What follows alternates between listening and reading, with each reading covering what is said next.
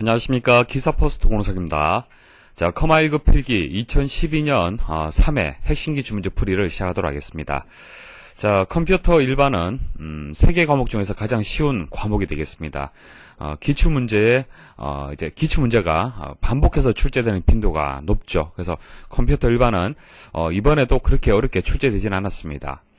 자, 그래서 강의 중에 설명드리지 않았던 문제 위주로 해서 말씀을 드리겠습니다.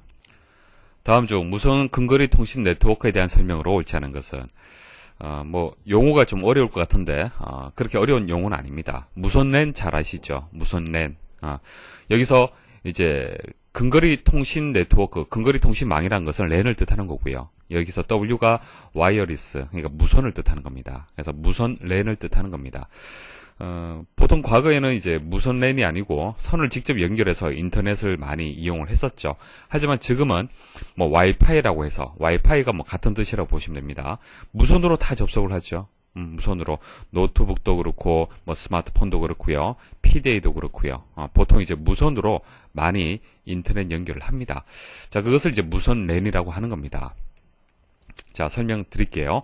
자, 1번 현재 개발 및 상용 중인 고속 무선 랜은 2.4GHz 때에 운용된다. 이거 하나 기억하셔야겠죠. 자, 2.4GHz 하고요.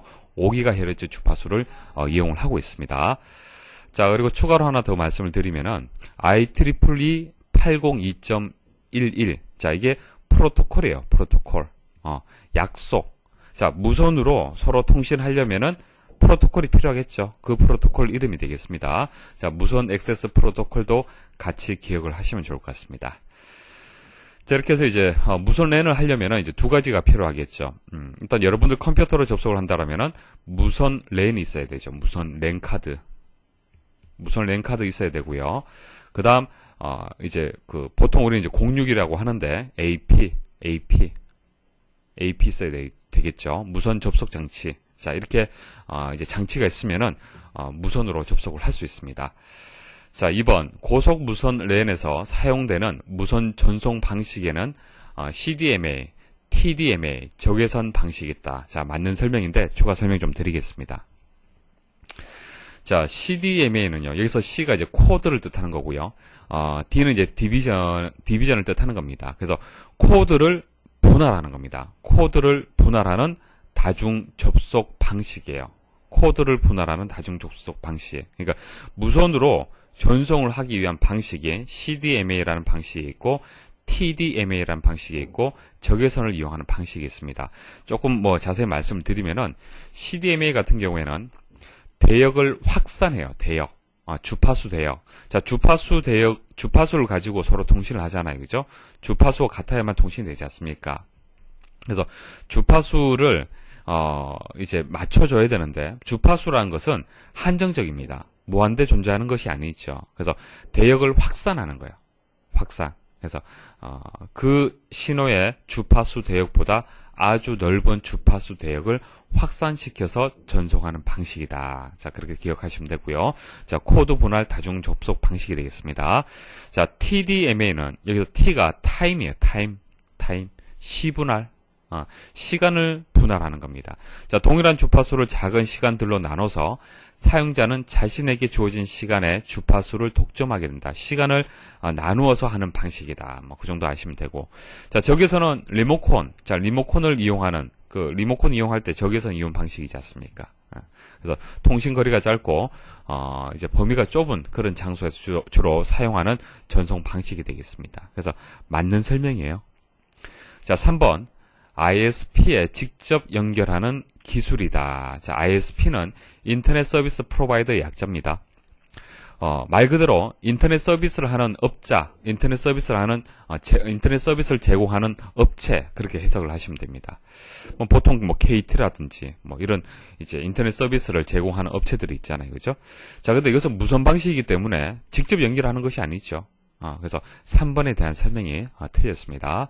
자, 4번 무선 랜은 인위적으로 전자기 신호를 유도하는 케이블이 필요하지 않으므로 설치 장소에 제한을 받지 않는다. 맞는 얘기죠. 케이블 필요 없고 무선으로 연결을 할 수 있습니다. 그래서 설치 장소에 대해서 제한이 없죠. 다음 중 네트워크의 구성에서 성형에 관한 설명으로 옳지 않은 것은, 자, 성형 이런 모양이죠. 이런 모양으로 연결한 것을 얘기를 하는 겁니다. 자, 중앙에 중앙 컴퓨터를 하나 두고요. 각각의 단말기들을 이렇게 연결하는 방식입니다. 자, 은행으로 치자면 은행 이제 본사가 되겠죠. 본사에 있는 슈퍼컴퓨터가 될 거고요.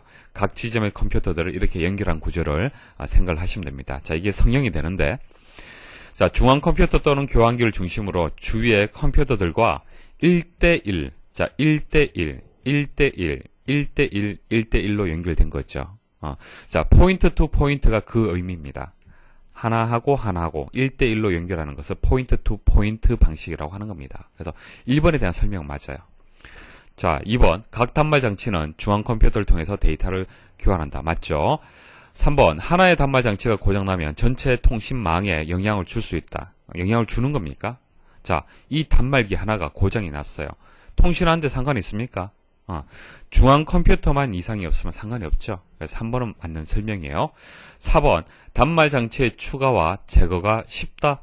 맞는 얘기죠. 더 달면 되잖아요. 이렇게 지점이 만들어지면 연결하면 됩니다. 자, 3번이 정답이 되겠습니다. 다음 중 운영체제의 기능으로 옳지 않은 것은, 자, 운영체제가 어떤 역할을 하는지 잘 아시죠? 자, 사용자와 컴퓨터 하드웨어 사이에 인터페이스 역할을 해준다. 맞죠? 프로세서, 저장장치, 입출력 장치, 통신장치와 같은 컴퓨터 하드웨어와 데이터 등을 관리한다. 맞습니다. 사용자들 간의 하드웨어 공동 사용 및 자원의 스케줄링 등의 기능을 수행한다. 자, 컴퓨터는 한 대지만은 여러 사용자들이 사용할 수 있잖아요. 그죠? 공동 사용할 수도 있어야 되고요. 그 다음 자원. 컴퓨터 내부에 있는 메모리라든지 CPU라든지 이런 여러 가지 자원들이 있죠. 그것을 스케줄에 맞춰서 사용할 수 있도록 스케줄링하는 그런 것들도 다 해당이 됩니다. 근데 4번에 대한 설명이 틀렸어요. 자, 보세요. 사용자 또는 응용 프로그램과 데이터베이스 사이에서 아니죠. 운영체제는 일단 사용자하고 하드웨어 사이입니다. 인터페이스 역할을 하는 거잖아요. 그죠? 자, 이 설명은요. DBMS에 대한 설명이에요. DBMS, 데이터베이스 관리 시스템. 그래서 뭐 사용자나 DBA나 응용 프로그램이나 그리고 데이터베이스 사이에서 어떻게 중간에서 또 인터페이스 역할을 해주는 거죠. 자, 그런 소프트웨어를 DBMS라고 얘기를 하는 거지 운영체제라고 하지 않습니다. 4번이 정답이 되겠습니다. 다음 중 엠팩 규격에 대한 설명을 옳지 않은 것은, 자, 설명을 드렸었는데, 자, 다시 한번 말씀을 드릴게요. 엠팩1은 CD롬이라든지 VHS, 테이프, 옛날에 비디오 테이프, 그 정도 수준의 동영상과 음향. 자, 엠팩2는 디지털 TV, 엠팩3는 고화질 TV. 자, 그런데 엠팩3는요, 엠팩2에 이제 흡수 통합되었습니다. 없다라고 보시면 돼요. 이론적으로는 있지만은, 엠팩2에 흡수 통합되었습니다. 그래서 엠팩2라고 하게 되면은, 뭐, 디지털 TV, 고화질 TV 다 맞는 설명이라고 보시면 됩니다. 자, 엠팩4 같은 경우에는 멀티미디어 통신이 있죠. 멀티미디어 통신. 그 다음, 엠팩7 같은 경우에는 차세대 동영상 압축 재생 기술이고요. 엠팩21 같은 경우에는 통합입니다. 통합. 그래서 1번에 설명 보시면 엠팩2를 이제 설명을 하면서 쭉 읽어보시면은 HD TV, 뭐 DVD 이런 설명이 있잖아요. 그죠? 맞는 설명이에요. 자, 엠팩4는 통신, PC, 방송 등을 결합하는 복합 멀티미디어 서비스 통합 표준을 위한 것이다. 자, 엠팩4 말씀을 드렸죠. 멀티미디어 통신. 자, 엠팩7 같은 경우에는 지금 설명이 틀렸는데 보세요. CD나 뭐 비디오 CD나 자 이런 설명이 나오는데 이건 뭐죠? 엠팩1이죠. 엠팩1에 대한 설명입니다. 그래서 3번이 정답이에요. 자, 4번도 보면은 통합이라는 설명이 있죠. 그래서 3번이 정답이 되겠습니다. 자, 마지막 문제가 되겠습니다. 자, 다음 중 통신의 회선 공유 기술. 자, 통신의 회선 공유 기술로 통신 회선의 대역폭을 일정한 시간 폭으로 나누어 모든 단말기에 제공하여 여러 개의 단말기가 하나의 통신 회선을 사용할 수 있도록 하는 기술로 옳은 것은. 자, 개념 설명 먼저 좀 드릴게요. 자, 여러분도 한번 생각을 해보십시오. 사무실도 마찬가지, 여러분들 댁에도 마찬가지고요. 이제 인터넷 회선이 하나 들어오면은 이 인터넷 회선을 하나의 컴퓨터만 이용하는 것이 아니죠.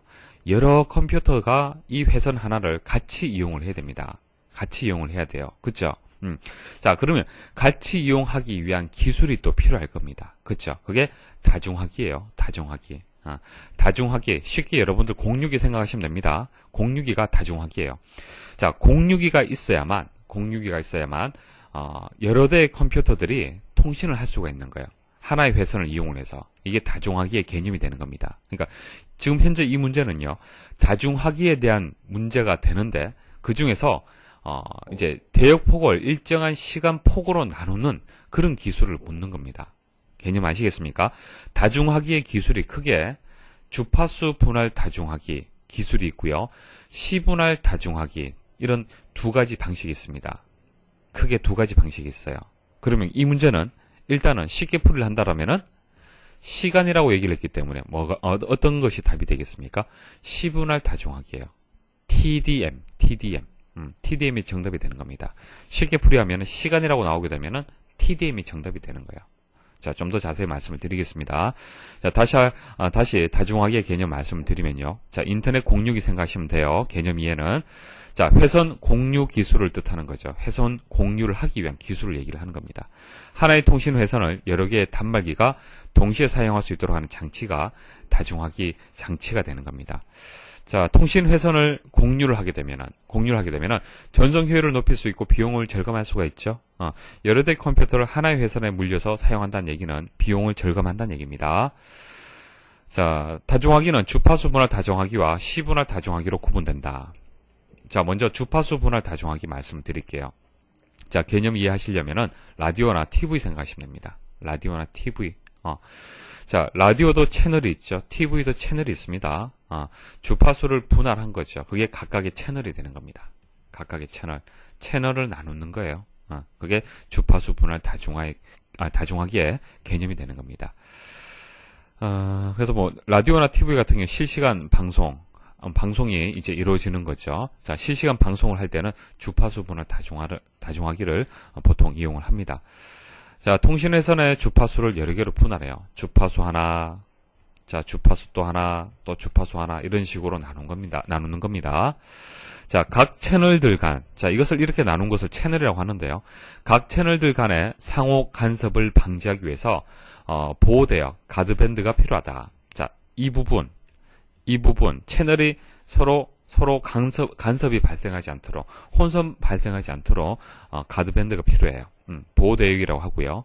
이렇게 하기 때문에 중간에 비워진 이 공간들이 추가로 필요하겠죠.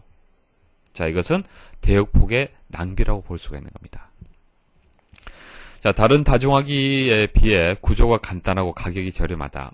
간단해요. 일단 저렴하고요. 예전부터 사용했던 그런 방식이잖아요. 그렇죠? 그래서 뭐 기억을 하실 때는 라디오는 싸다. 그렇게 기억을 하시면은 특징을 오래 기억을 할 수가 있을 겁니다. 자, 아날로그 신호를 전송할 때, 그러니까 뭐 라디오 같은 경우에 아날로그잖아요. 그렇죠? 그래서 아날로그 신호를 전송할 때 적합한 그런 방식인데, 이제 시분할 방식에 비해서 비효율적인 방식이다. 통신 채널이 이제 낭비가 되기 때문에 비효율적이다. 그렇게 기억을 하시면 됩니다.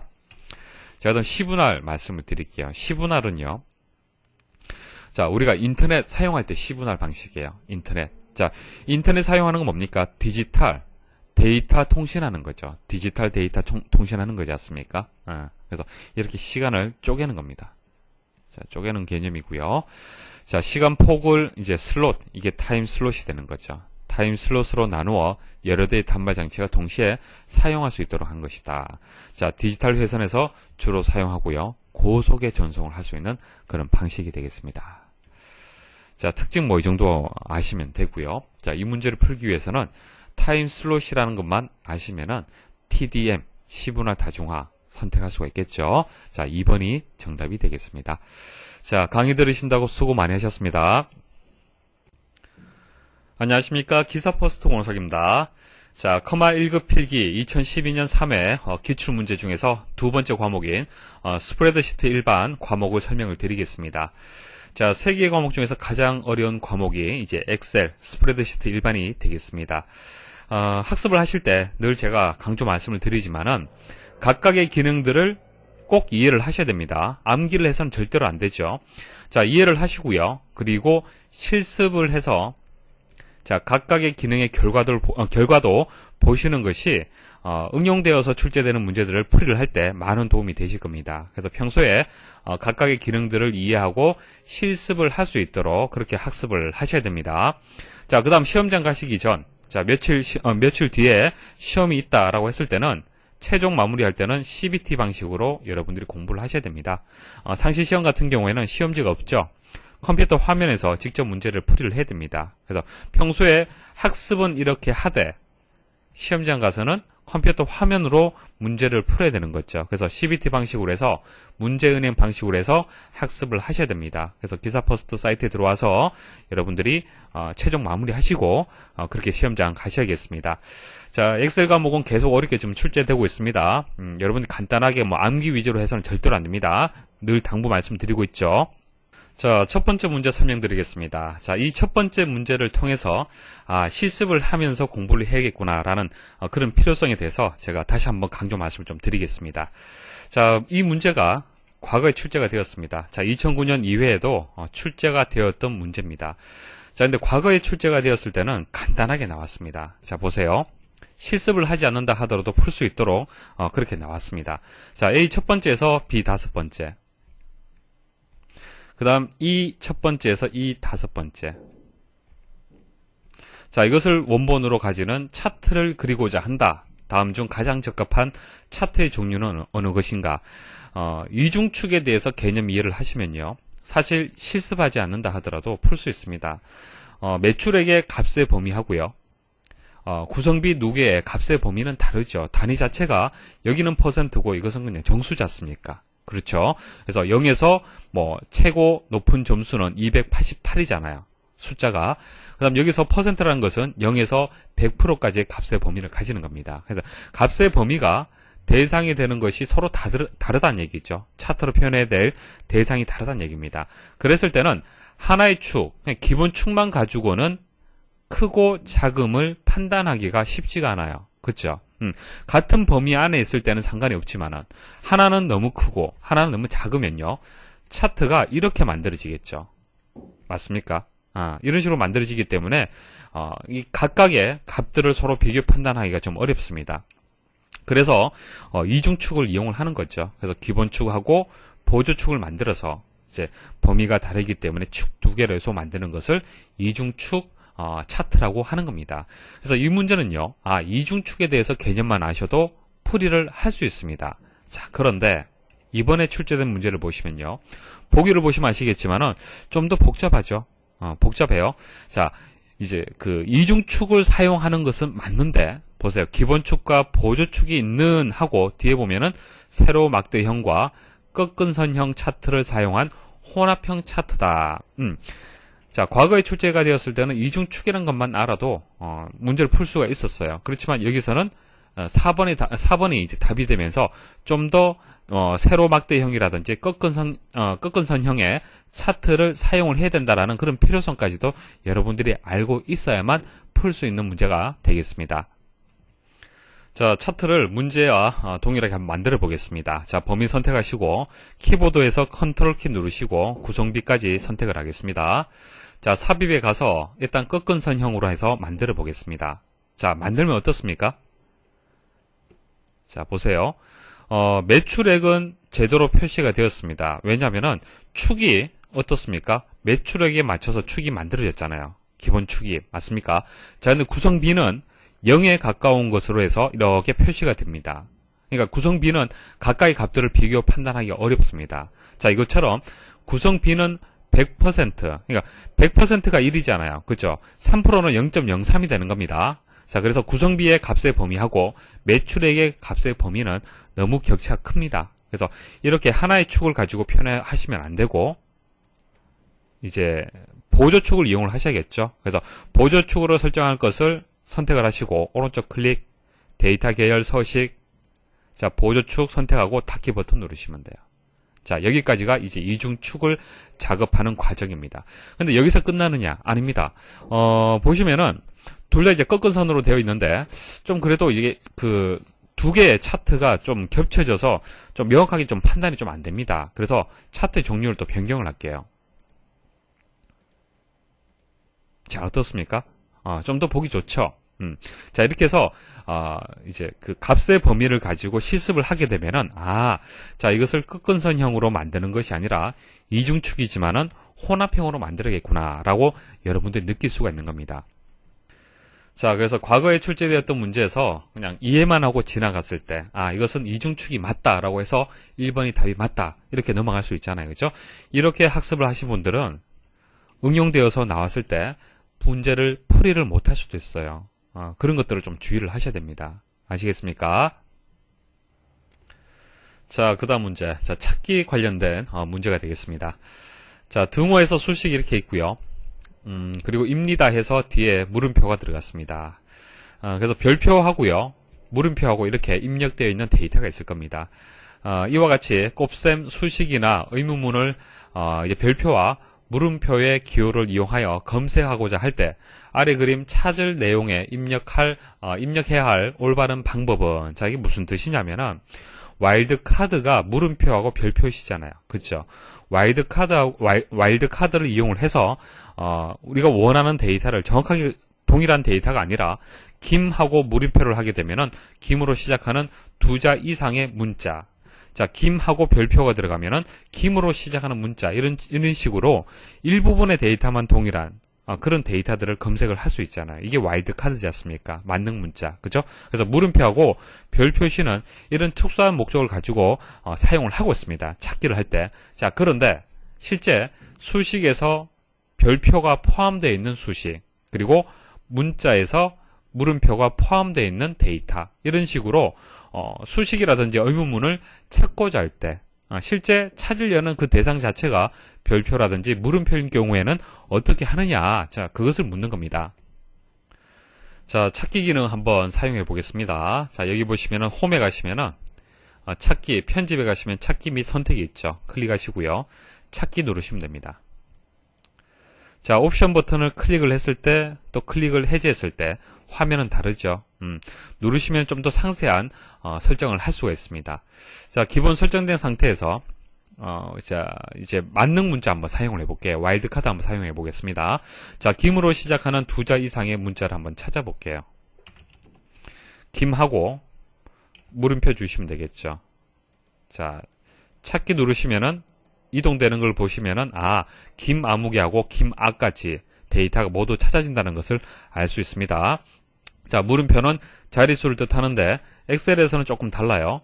두 자 이상이라는 의미가 포함이 되어 있습니다. 두 자 이상. 자, 그리고 옵션 누르시면요. 자, 그럼 두 자, 김으로 시작한 두 자만 찾을 때는 어떻게 하느냐? 자, 전체 셀 내용 일치라는 것을 선택을 하시면 돼요. 그리고 다음 찾기 한번 눌러보십시오. 자, 눌러도 김아무개 쪽으로는 선택이 안 되죠. 아시겠습니까? 그래서 동일한 이제 뭐 두 자라든지 뭐 이런 식으로 사이즈까지 정확한 데이터를 찾고자 한다. 그때는 전체 셀 내용 일치를 선택을 하시면 됩니다. 자, 그리고 여기서 이제 얘기하고자 하는 것은, 그러면은 별표시라든지 물음표를 찾고자 할 때, 자, 이것이 포함이 되어 있는 데이터를 찾고자 할 때, 자, 여러분도 그냥 간단히 생각하게 되면은, 자, 별표시 입력하면은, 자, 이 데이터만 찾아질 것 같죠? 자, 한번 찾아볼게요. 어떻습니까? 자, 지금 이동되는 것을 잘 보십시오. 어떻게 이동되고 있습니까? 모든 데이터들을, 모든 셀들을 다 선택하게 되잖아요. 그렇죠? 찾게 되는 겁니다. 그러니까 이것은 만능 문자가 되기 때문에 만능 문자, 그러니까 모든 데이터들을 다 찾게 되는 거예요. 됐습니까? 자, 그러면 내가 원하는 A 곱하기 B의 의미를 가지고 있는 이 별 표시를 찾을 때는 어떻게 하느냐? 자, 앞에다가 물결 표시를 넣어 주십시오. 물결 표시는 키보드에서 보면 1번, 2번, 3번, 4번, 5번 이렇게 숫자가 쭉 입력되어 있죠. 자, 그 제일 왼쪽 한번 보십시오. ESC, 왼쪽 상단에 있는 ESC 키 아래쪽에 있습니다. 자, 다음 찾기 한번 눌러 보십시오. 이제서야 내가 원하는 데이터만 찾게 되는 거죠. 자, 물음표도 마찬가지입니다. 그냥 물음표만 입력하시면요, 입니까 해서 물음표가 들어있는 이 셀만 선택할 수 없어요. 다른 데이터들도 같이 찾아지게 되는 겁니다. 그래서 앞에 물결 표시하십시오. Shift 누르고 해당 키보드의 키를 누르시면 됩니다. 자, 하나밖에 찾아지지 않죠. 자, 그래서 이 문제의 정답은요, 2번이 되겠습니다. 자, 물결 기호 뒤에 별 표시라든지 물음표를 붙인다. 자, 이런 식으로 입력을 하셔야 됩니다. 별 표시나 물음표.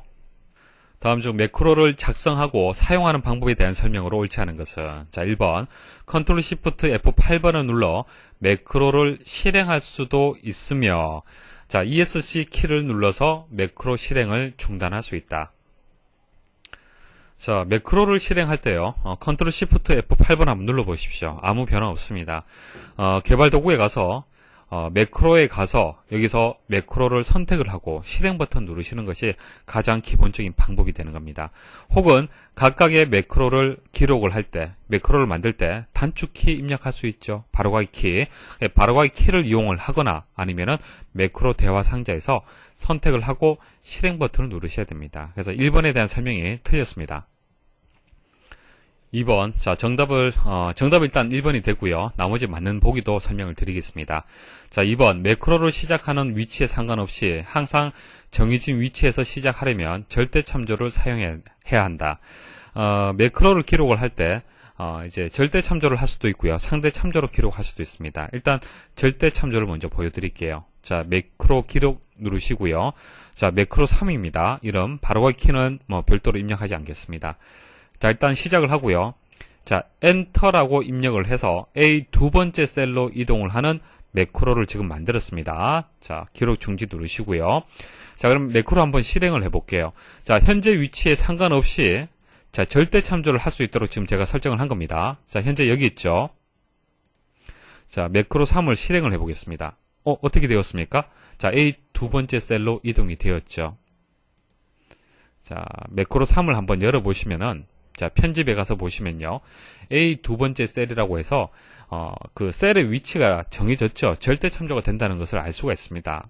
자, 만일 상대 참조로 기록을 하잖아요. 상대 참조로 선택을 하시고, 여기서 매크로 기록 누르시고요. 자, 매크로 4가 되겠습니다. 자, 엔터 입력을 하고 중지를 해볼게요. 자, 상대 참조라는 것은 현재 셀의 위치에 따라서 달라진다는 얘기입니다. 자, 셀의 위치를 여기 두고요. 매크로 한번 실행을 해보겠습니다. 자, 실행을 하면 A 두 번째로 이동하는 것이 아니라 조금 전 선택을 했던 셀에서 아래쪽으로 상대 참조가 된다는 것을 알 수가 있습니다. 자, 그래서 2번에 대한 설명은 맞다는 얘기죠. 매크로를 시작하는 위치에 상관없이 항상 정해진 위치에서 시작하려면 절대 참조를 사용해야 된다. 맞는 얘기입니다. 자, 3번. 기록된 매크로는 바로가기 키를 지정할 수 있으며 엑셀 고유의 바로가기 키와 중복될 경우 매크로에 지정된 바로가기 키가 우선한다. 자, 엑셀에 있는 바로가기 키가 있습니다. 엑셀에서 제공하고 있는 기본적인 바로가기 키가 있고 매크로로 지정한 여러분들이 지정한 바로가기 키가 중복이 된다라면은 매크로의 바로가기 키가 우선한다는 거. 자, 이거 여러분들 꼭 기억하셔야겠죠. 그래서 3번도 맞는 설명이 되겠습니다. 자, 4번. 매크로 이름을 오토 오픈. 자, 오토 오픈으로 지정하면 기록된 매크로가 파일을 열 때마다 자동으로 실행된다. 자, 이게 무슨 뜻인지 설명드릴게요.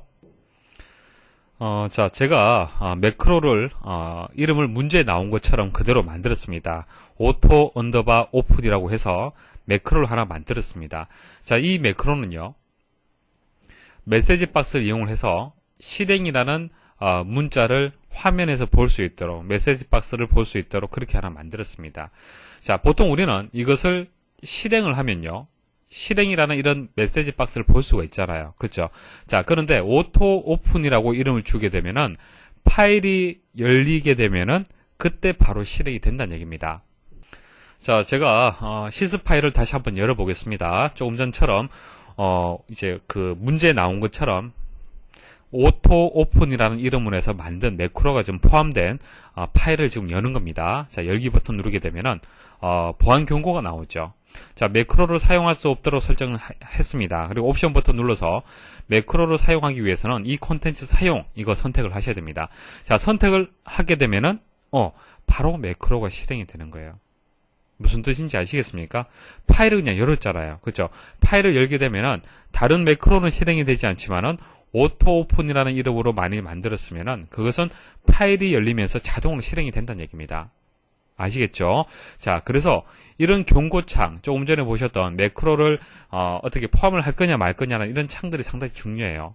자, 오토 오픈이라는 이름으로 해서 매크로를 만일 일정한 파일, 뭐 특수한 파일들을 지운다, 뭐 삭제를 한다든지 이동을 한다든지 그런 식으로 바이러스 형태로 해서 만들 수도 있는 거예요. 매크로를 이용을 해서. 그러면 그 파일을 열게 되면 자동으로 실행이 된다고 한번 생각을 해 보십시오. 여러분들이 의도하지 않은 그런 결과가 만들어질 수가 있겠죠. 그래서 매크로가 이제 편리한 점도 있지만은 바이러스로 악용될 수도 있는 그런 문제가 있습니다. 그래서 4번에 대한 설명이 맞고요. 1번이 정답이 되겠습니다. 다음 프로시저는 C 첫 번째에서 C 20번째 영역에 있는 절대값이 0.5보다 작은 숫자를 모두 0으로 설정하는 그런 이제 프로시저가 되겠습니다. 그래서 A에서 D 부분이 이렇게 비워져 있잖아요. 그렇죠? 자, 이것을 채우는 문제가 되겠습니다. 자, 일단 이런 문제가 나오면요, 여러분들 스스로 고민을 해보셔야 됩니다. 해설 강의를 들으시면 이해가 되는 것은 당연하죠. 자, 여러분들 스스로 문제를 풀이하시고 혹시 좀 풀이가 안 되는 부분이 있느냐, 그런 것을 한번 점검을 해 보셔야 됩니다. 자, 지금 설명드리는 것은 여러분들 스스로 고민하고 듣는다 생각을 하고 제가 설명을 드리겠습니다. 자, 일단 문제를 이해를 하셔야겠죠. 자, 이 프로시저는요, C 첫 번째에서 C 20번째 영역에 대한 그런 작업이 되겠습니다. 자, 작업할 내용은요, 데이터가 절대값이 0.5보다 작은 숫자를 모두 0으로 설정하는 거예요. 자, 만일 데이터가 C 첫 번째부터 해서 C 20번째 데이터가 이렇게 입력이 되어 있다고 가정을 할게요. 문제 조건에 만족하는 것은 여기서 여기까지가 되겠네요. 그렇죠? 나머지는 그대로 두고 0.5보다, 절대값이 0.5보다 작은 경우에는 1로 바꿔주라는 얘기입니다. 자, 한번 실행을 해보겠습니다. 자, to0라는 매크로를 실행을 할 겁니다. 자, 실행을 해볼게요. 자, 어떻게 되었습니까? 조건에 만족하는 것이 전부 0으로 바뀌게 되었습니다. 자, 어떤 프로시저인지 이해는 하시겠죠? 자, 그럼 어떻게 접근하면 되겠습니까? 자, 이 영역의 데이터들을 다 이제 조건문을 이용을 해서 검증을 해야겠죠. 자, 첫 번째, C 첫 번째 셀의 값이 절대값이 0.5보다 작으냐라고 물어야 되잖아요. 그렇죠? 그래서 조건문을 뜻하는 if문이 들어가줘야 돼요. if then. 자, 여기 조건 들어가고요. 조건을 만족할 때 실행할 실행 명령문, 실행문이 들어가줘야 되고요. 자, 됐습니까? 가장 기본적인 명령 구조가 되겠습니다.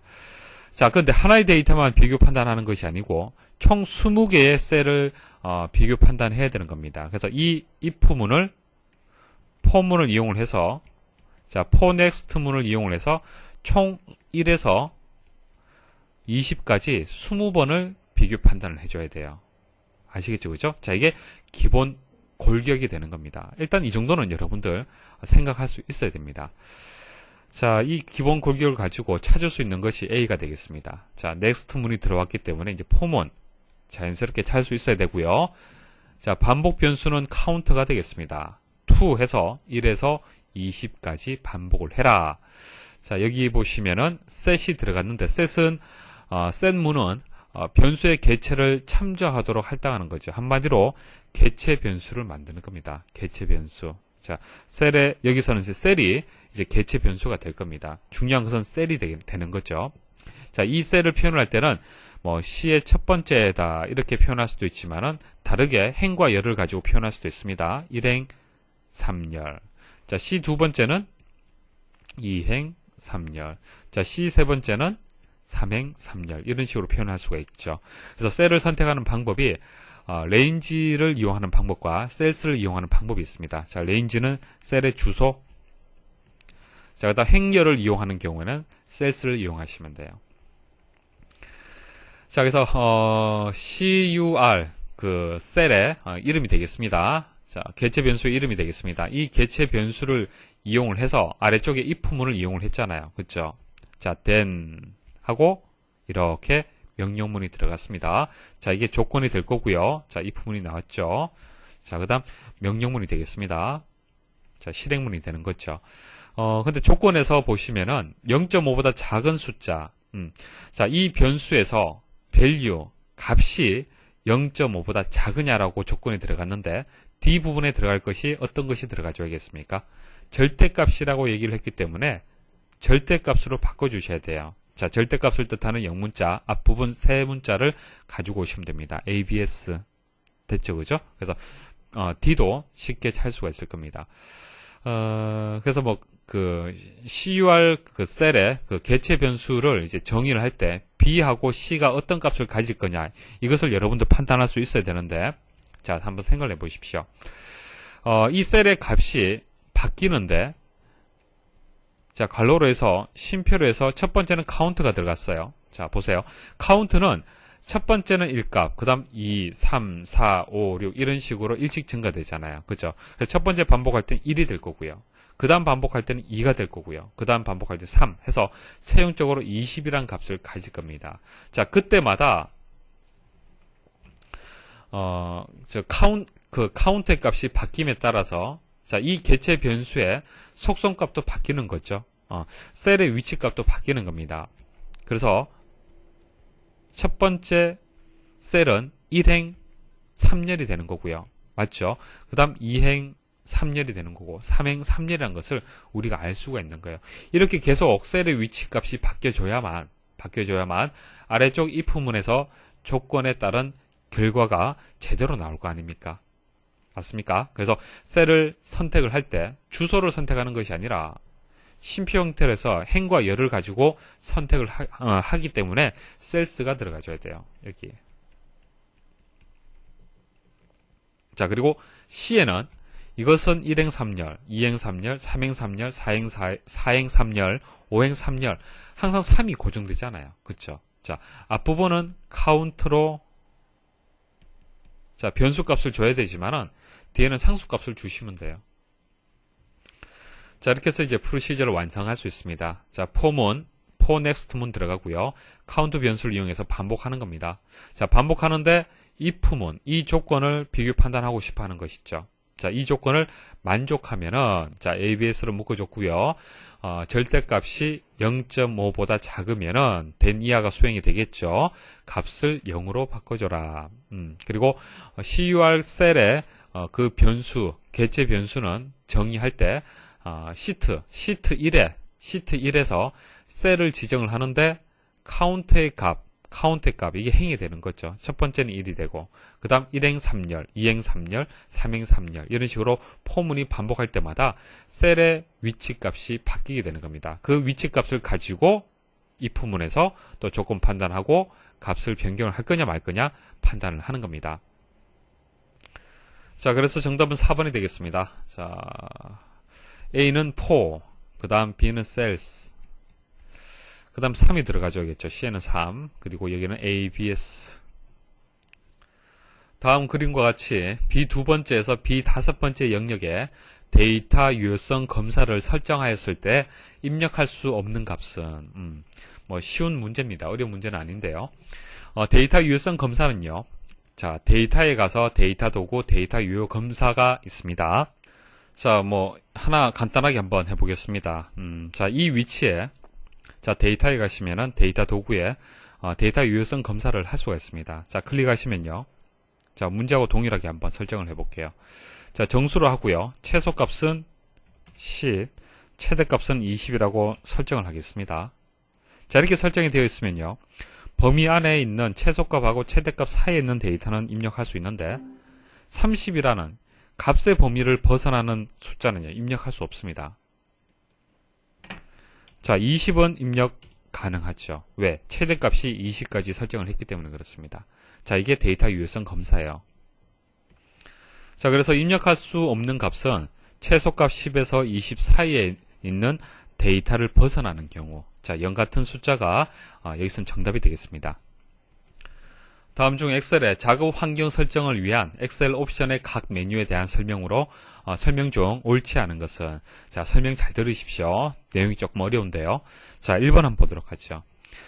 엑셀 옵션에서 기본 설정에서 엑셀에서 가장 많이 사용하는 옵션, 그 중에서 실시간 미리 보기 사용을 선택하면 선택사항을 커서로 가리킬 때 해당 기능이 문서에 어떻게 영향을 주는지 결과를 미리 보여준다. 자, 엑셀 옵션은 여기 있죠.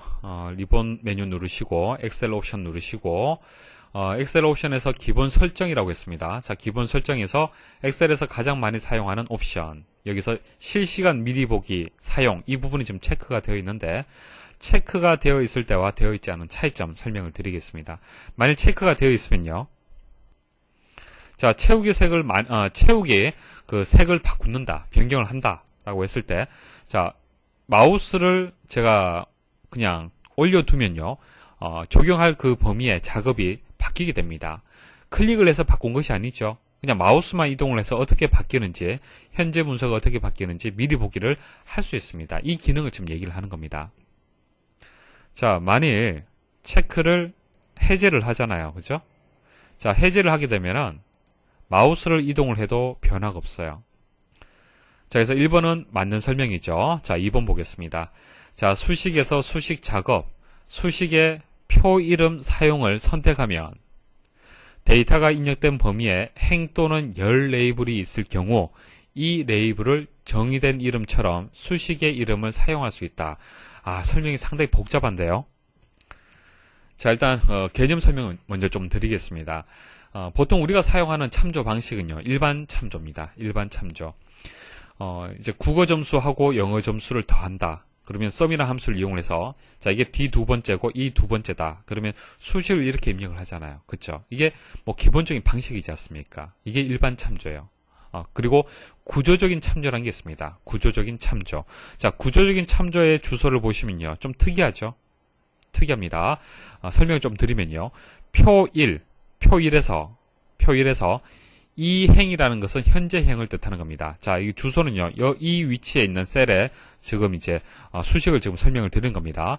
자, 국어에서 영어까지의 합이다, 이렇게 되어 있잖아요. 그렇죠? 현재 행에서 국어에서 영어. 자, 이렇게 수식을 입력해도 결과는 동일해요. 자, 근데 이게 이제 구조적인 참조 방식인데요. 실제 셀의 주소를 가지고 참조하는 것이 아니라 열의 이름, 열 레이블, 자, 그 열 레이블을 이용을 해서, 열 이름을 이용을 해서 이렇게 수식을 만든 거죠. 이게 구조적인 참조예요. 구조적인 참조.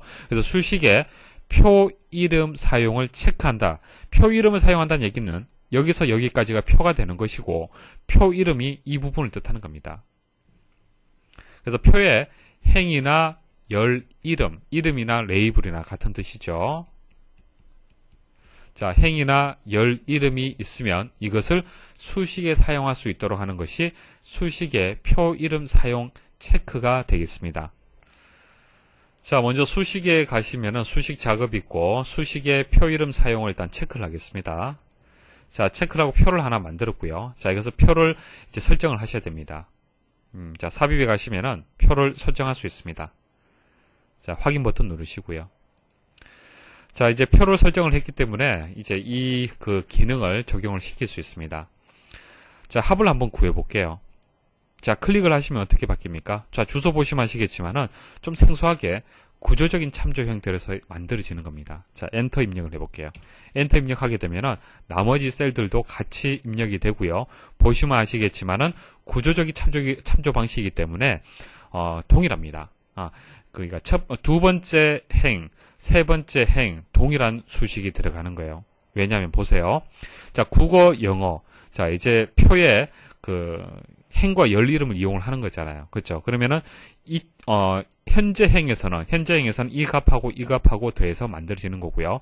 여기서는 이 값하고 이 값하고 더해져서 이 값이 만들어지는 겁니다. 그래서 이 행에 국어 점수하고 영어 점수를 더해라, 이렇게 구조적인 참조로 입력을 했기 때문에 그렇습니다. 표 1에서. 자, 그런데 해제를 한번 해볼게요. 자, 해제를 하고요. 자, 지우겠습니다. 자, 지우고 다시 한번 입력을 해볼게요. 이제는 어떻게 됩니까? 우리가 늘 보는 일반 참조 형식으로 해서 입력이 됩니다. 자, 엔터 입력을 해볼게요. 자, 결과는 동일하지만은 참조 방식이 다르죠. 자, 이제 다시 읽어보시면 이해를 하실 겁니다. 자, 수식의 표 이름 사용을 선택하면 데이터가 입력된 범위에 행 또는 열 레이블이 있을 경우, 자, 행 이름이나 열 이름이 있을 경우, 자, 이 이름을 이 레이블을 정의된 이름처럼 수식의 이름으로 사용할 수 있다. 자, 수식의 이름으로 사용할 수 있다. 결과적으로 체크를 하게 되면은 수식의 이름으로 사용할 수 있다는 얘기요. 이게 구조적인 참조가 되는 겁니다. 2번은 맞는 설명이에요. 3번. 자, 통합 문서 저장에서 다음 형식으로 파일 저장해서 통합 문서의 저장 파일 형식을 지정할 수 있다. 자, 저장에 가시면 통합 문서 저장이 있습니다. 자, 다음 형식으로 파일 저장이라고 해서 현재는 엑셀의 가장 기본적인 확장자인 XLSX가 통합 문서가 지정이 되어 있죠. 만일 매크로로 사용 통합 문서를 많이 선택을 한다라면은 이제 저장을 할 때 기본적으로 이렇게 저장이 된다는 얘기입니다. 그래서 통합 문서의 저장 파일 형식을 지정할 수 있다는 설명이 맞습니다. 자, 정답은 4번인데요. 자, 고급에서 이 통합 문서의 계산 대상에서 다른 문서에 대한 링크 업데이트를 선택하면 워크시트와 연결된 외부 문서에 포함된 결과값의 복사본을 저장한다. 자, 이게 무슨 뜻이냐면은 보세요. 이런 얘기입니다. 다른 문서에 대한 링크 업데이트를 많이 선택을 하면요. 자, 북1이라는 통합 문서가 있고요. 자, 강의 중에 다 말씀드렸던 내용이죠. 북2라는 통합 문서가 있어요. 자, 북1이라는 통합 문서에서 수식을 입력을 했는데요. 이렇게 수식을 만들었습니다. 자, 이것은 북2에서 참조를 하는 수식이 되는 거죠. 참조하는 수식. 맞습니까? 그래서 북2의 통합 문서를 참조해서 연결하는 것을 링크 혹은 연결이라고 하는 겁니다. 자, 이렇게 연결되어 있을 경우에는 북2에 있는 값이 해당 그 참조의 셀의 값이 수정이 되면은 북1의 통합 문서도 갱신이 돼야 되는 것이 당연하잖아요. 그렇죠? 그것을 설정을 한 거예요. 다른 문서에 대한 링크 업데이트를 설정을 한 겁니다. 자, 이렇게 설정을 하면요. 복사본, 그러니까 북1이라는 문서가 또 하나의 복사본이 만들어지는 것이 아니고요. 그냥 북1에 있는 해당 그 셀의 값이, 참조하고 있는 그 값이 그냥 바뀌는 겁니다. 갱신되는 거예요. 새로 고쳐지는 겁니다. 근데 복사본이 저장이 된다라고, 자, 보세요. 여기 보시면은 설명 잘 하다가 선택하면 워크시트와 연결된 외부 문서에 포함된 결과값의 복사본을 저장한다. 이렇게 나왔는데 복사본을 저장하는 것이 아니라 갱신한다. 그렇게 설명을 해야 됩니다. 그래서 4번이 틀렸습니다. 아래 시트에서 D 첫 번째 셀을 선택한 상태에서 자, D 첫 번째 셀 선택한 상태에서 수식 입력 줄에 B 첫 번째 셀 더하기 C 첫 번째 셀을 선택하고 F9번을 누르면은 나타나는 현상에 대한 설명으로 옳은 것은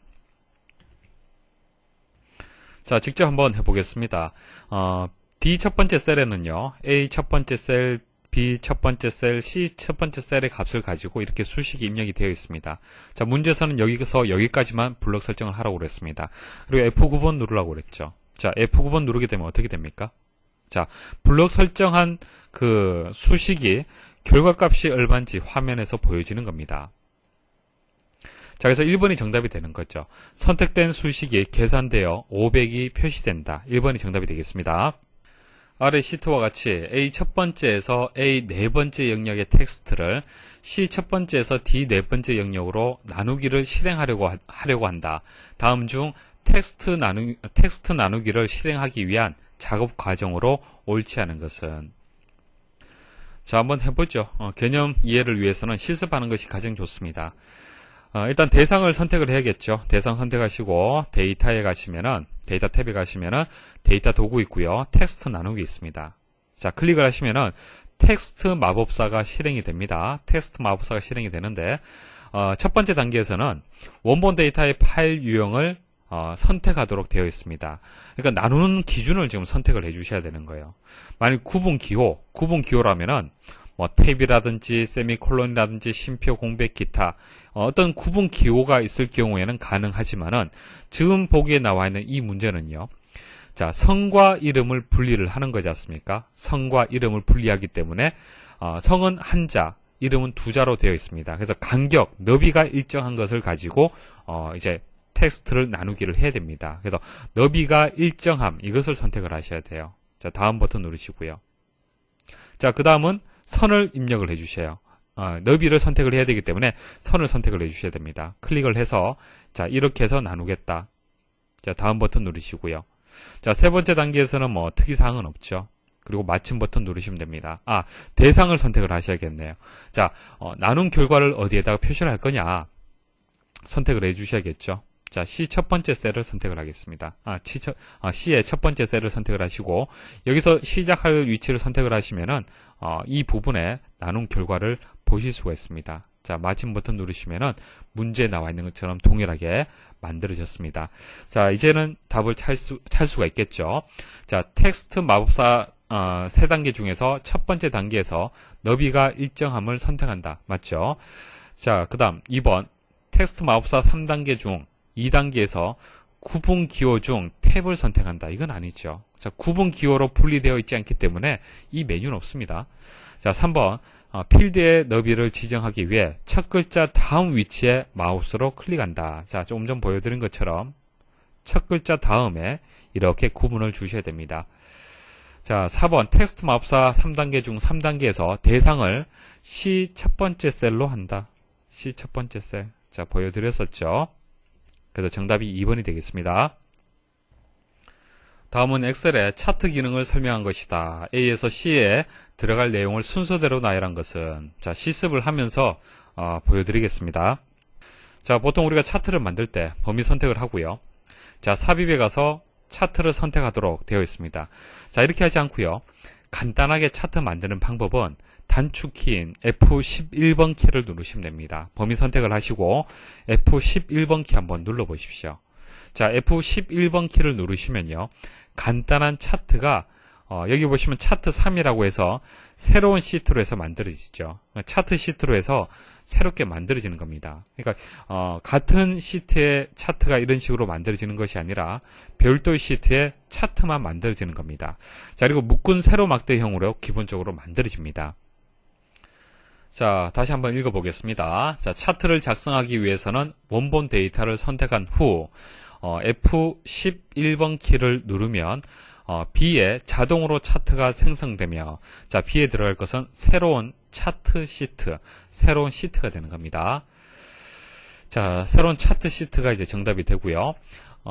그리고 별도로 생성하지 않았을 경우 별도로 설정하지 않았을 경우에 기본 차트는 묶은 세로 막대가 된다. 그래서 11번 키, F11번 키가 되고 새로운 차트 시트에서 만들어지고 묶은 세로 막대형이다. 자, 이것을 기억을 하시면 되겠습니다.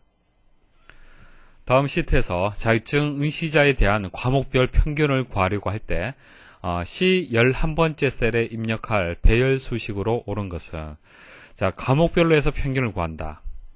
자, 여기에다가 1과목에 대한 그 평균을 구해줘야겠네요. 자, 데이터는 여기 있습니다. 80, 85, 80을 더해서 3으로 나누게 되면은 평균값을 구할 수가 있네요. 뭐 간단하게 구한다라면은 에버리지 함수를 이용을 해서 자, 이 값하고 이 값하고 이 값 그냥 가져오면 되잖아요. 그렇죠?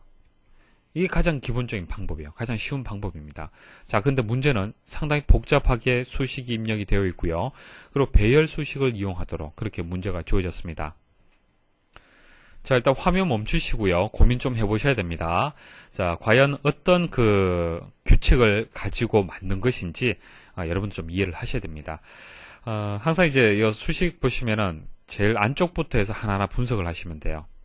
자, 먼저 로우를 먼저 보시고 자, 다시 자, 로우를 먼저 분석을 하시고 그다음 모두 함수 분석하시고 자, if 분석하시고 에버리지 함수 마지막으로 분석을 하시면 됩니다. 자, 이런 순서대로 분석을 하시면 되는데 일단 로우라는 것은 뭐죠? 로우 함수는 뭐죠? 어떤 역할을 하는 겁니까? 셀의 행 번호를 반환하는 겁니다. 자, C 세 번째부터 해서 C 8번째까지잖아요. 그렇죠? 평균을 구할 대상의 범위가 되는 겁니다. 1과목, 2과목 모두의 범위가 되는 거죠. 근데 여기서는 우리가 원하는 것은 뭡니까? 1과목의 범위가 되는 거죠. 1과목은 어디 있습니까? 자, 이게 1과목, 1과목, 1과목이잖아요. 그렇죠? 그래서 로우라는 것은 행의 번호를 뜻하기 때문에 행 번호가 중요하죠. 이게 3이 되고 자, 3이고 5가 되고 7이 되네요. 그렇죠? 자, 행 번호의 규칙을 한번 찾아보십시오. 어떤 규칙을 가지고 있습니까? 홀수라는 것을 알 수가 있습니다. 자, 홀수냐 짝수냐를 쉽게 판단하는 방법이 모두 함수를 이용하는 방법이죠. 모두 함수. 모두 함수를 이용하게 되면은 홀수냐 짝수냐를 쉽게 판단할 수가 있습니다. 모두 함수를 사용하는 방법은 p재수와 재수를 이제 입력을 받는 거죠. 만일 자 3이 되고 재수가 2가 된다라면 나머지는 얼마가 되겠습니까? 나머지는 3에서 2로 나누면은 자 목은 1이 되고 자 목은 1이 되죠. 나머지는 또 1이 되는 겁니다. 그렇죠. 그래서 나머지가 1이 되는 거예요. 만일 p재수가 4가 되면은 4에서 2로 나누게 되면은 나머지는 0이 되는 거죠. 그 다음 5가 되면은 1이 되는 거고요. 맞습니까? 이런 식으로 홀수냐 짝수냐를 쉽게 판단할 수 있는 것이 모두 함수가 되는 겁니다. 왜? 2로 나누게 되면은 남는 것은 나머지는 0 아니면 1이 되기 때문에 그렇습니다. 자, 그래서 만일 그 로우 함수를 이용을 해서 자, 이게 C 세 번째 셀이다. 자, 여러 개의 셀을 동시에 처리할 수 있는 것은 배열 수식으로 지금 입력을 했기 때문에 가능한 겁니다. 자, C 세 번째 셀이라면은 3이 되는 거잖아요. 그렇죠? 이 전체의 값이 3이 되는 겁니다. 3. 자, 3,2가 되는 거죠. 모두 함수를 이용을 해서 3에서 2로 나눠서 나머지를 구하게 되면은 이 전체의 값은 1이 되는 겁니다. 자, 그래서 결과가 1이냐라고 조건문이 주어졌잖아요. 그죠? 그 말 뜻은 뭐죠? 1과목을 뜻하는 거예요. 1과목. 값이 1과목의 점수냐, 그것을 판단한 거죠. 그러니까 홀수냐, 행이 홀수가 맞느냐, 자, 그것을 얘기를 하는 겁니다. 만일 맞다라면은, 자, 이 조건을 만족한다, true라면은, 그 다음 true일 때, 처리를 해줘야겠죠. C 세 번째에서 C 여덟 번째. 자, C 세 번째에서 C 여덟 번째라는 얘기는, 만일 이 셀을 비교 판단했을 때, 이게 1과목의 대상이 된다라고 조건 판단 여기서 됐잖아요. 그죠? 그러면 C의 세 번째 값을 가져오란 얘기예요. 가지고 와라. 그 다음, 이제 네 번째 행을 만나게 되면 어떻게 되겠습니까? 자, 네 번째 행을 만나게 되면은 이게 4가 되겠죠. 로우의 값이 4가 되고요. 4,1을 모두 함수를 취하게 되면 이 전체는 0이 되는 겁니다. 자, 그럼 이게 0은 1이 아니잖아요. 그렇죠? 실행이 안 되겠죠? 자, C의 세 번째 셀은 평균을 구하기 위해서 대상이 되지만은 이것은 안 된다는 얘기입니다. 이런 식으로 평균을 구할 값의 범위를 찾게 되는 겁니다. 자, 수식을 입력을 해 보겠습니다. 자, 일단 복사해서 제가 붙여 넣겠습니다. 자, 이렇게 입력을 하고요. 자, 배열 수식으로 입력을 해야 되죠. 컨트롤 시프트 누르고 엔터 누르십시오. 자, 그 다음 여기에는 2과목의 그럼 평균은 어떻게 구하면 되겠습니까? 어떤 것이 다른 점이죠? 자, 대상이 홀수, 이것은 홀수가 되는 거고, 그 다음 이것은 짝수죠. 짝수. 자, 1과목의 평균을 구하게 되면은 그 규칙을 이용을 해서 또 쉽게 구할 수가 있습니다. 자, 컨트롤 시프트 엔터. 자, 이런 식으로 이제 1과목의 평균, 2과목의 평균도 같이 구할 수가 있어야 됩니다. 다음 중 입력 자료에 지정된 표시 형식에 따른 결과로 옳은 것은 자 1번부터 4번까지 있는데 자 각각을 실습을 통해서 제가 다 말씀을 드릴게요. 자 1번 먼저 보도록 하겠습니다. 자 입력된 데이터는 커말이 되고요. 표시 형식은요. 자 오른쪽 클릭을 해서 셀 서식에 가시면은 사용자 지정이 있고 여기서 형식을 지정할 수 있습니다. 자 골뱅이가 3개 있습니다. 자, 3개를 입력을 하니까 위쪽에 보기에 보시면은 입력한 데이터가 3번 입력됐다는 것을 알 수 있습니다. 자, 2개일 때는 커말, 1개일 때는 그대로 이제 표시가 되는 거죠. 그래서 3개가 되기 때문에 커말 이게 정답이 되는 겁니다. 근데 결과가 틀렸네요. 그죠? 자, 1번은 정답이 안 되겠네요. 자, 추가 설명을 드리면은 골뱅이 코드가 강의 중에 설명을 드렸을 때는 연결하는 의미가 있다 그렇게 말씀을 드렸습니다. 자, 골뱅이에서 활용 능력이라고 설정되어 있으면은 컴퓨터만 입력을 해도 활용 능력이 뒤에 자동으로 붙는 거죠. 자, 그런 역할을 하고요. 그대로 표시할 때도 골뱅이 이용을 합니다. 자, 2번은요, 숫자를 이제 1로 입력을 했습니다. 표시 형식은 샵하고요. 큰 따옴표로 해서 이렇게 입력이 되었습니다. 자, 결과 이렇게 나온다. 이게 정답이 맞는데요. 숫자의 단위를 임의로 여러분들 조정할 수 있습니다. 자, 문제 나온 대로 설정한 것을 보여드릴게요. 자, 여기 보시면 문제 나온 대로 그대로 설정을 했습니다. 자, 그리고 제가 1로 입력을 해볼게요. 엔터 입력하게 되면은 표시되는, 입력되는 값은 1이지만은, 표시되는 것은 만으로 표시가 되는 겁니다. 왜 그럴까요? 보세요. 샵은 뭡니까? 유효 자릿수를 뜻하는 거죠. 그래서 1이 들어가면 유효 자릿수에 1이 들어갈 거고요. 그 다음 뒷부분이 그대로 붙는 겁니다. 큰 따옴표로 해서 되어 있기 때문에 그대로 붙는 거죠. 그래서 만 단위로 해서 할 때, 만 단위로 할 때는 이렇게 표시 형식을 지정을 하시면 되고, 만일, 이제 그 0, 쉼표 000이 아니고 000이라고 하게 되면은 1이라고 입력하면은 1000으로 표시가 되는 거예요. 자, 그 다음 00, 100의 자리를 표시를 하고 싶다. 그럼 이렇게 설정하시면 되는 거예요. 10의 자리, 1의 자리. 이해하시겠습니까? 다양한 이제 숫자 단위를 표현을 할 수 있습니다. 자, 3번 좀 복잡한 것 같은데, 강의 중에 설명드렸던 겁니다. 자, 입력 자료는 0.5가 되는 거고요. 자, 표시 형식을 보시면은, 자, 세미콜론으로 되어 있고, 자, 이렇게 괄호로 해서, 대괄호로 해서 묶어진 경우에는 이것은 조건을 뜻하는 겁니다. 조건. 자, 이 조건을 만족할 때는 이렇게 표시 형식을 적용을 하고, G/표준은 뭡니까? 일반이 되는 겁니다. 자, 몇 가지 이제 기본 사항을 먼저 정리 좀 해드리고, 자, 실습을 해볼게요. 이제 그 사용자 지정을 할 때, 숫자 서식, 사용자 지정 숫자 서식이 있었죠. 자, 기본 구문이 있는데요. 세미콜론을 가지고 이렇게 구분을 했었습니다. 세미콜론을 해서 첫 번째는 양수 서식, 그 다음 음수 서식, 그 다음 0, 그 다음 텍스트 서식, 이렇게 4개의 기본 구문을 가지고 있었어요. 그죠? 4개의 범위로 해서 기본 구문을 가지고 있었습니다. 예를 들어서, 이런 식으로. 자, 그럼 양수가 들어오면, 3이라는 숫자가 들어오면 이 서식에 맞도록 표시가 될 거고요. 마이너스 3이 들어오면 이 서식에 맞도록. 만일 0이 들어오면은, 0 그대로가 되겠네요. 그 다음 텍스트, 커말이라고 입력이 되었다. 자, 커말이라고 입력이 되면은 조금 전 말씀드렸다시피 골뱅이는 그대로 표시하는 것이죠. 그래서 커말이라고 그대로 표시가 되는 겁니다. 됐습니까? 자, 그 다음 조건을 또 이제 추가로 입력을 할 수도 있었습니다. 자, 조건에 맞는 값만 서식을 적용할 수 있도록 할 수 있었죠. 자, 문제 나온 거하고 동일합니다. 이렇게 큰 괄호로 해서 묶어주시고, 그 다음 뒤에 서식이 들어가는 거고요. 자, 이 조건을 만족하지 않을 때, 그러니까 1보다 1 이하가 아닌 값들이 들어오면은 그대로 이제 표시하는 거예요. 입력한 값을 그대로 표시하라는 얘기입니다. 자, 여기서 중요한 것은, 자, 이게 이 의미를 아셔야 되는 거예요. 퍼센트의 의미. 자, 퍼센트 말씀을 드렸죠. 퍼센트는 어떤 의미가 있습니까? 자, 100을 곱하고 퍼센트를 붙여라. 이렇게 말씀을 드렸어요. 100을 곱하고 퍼센트를 붙여라.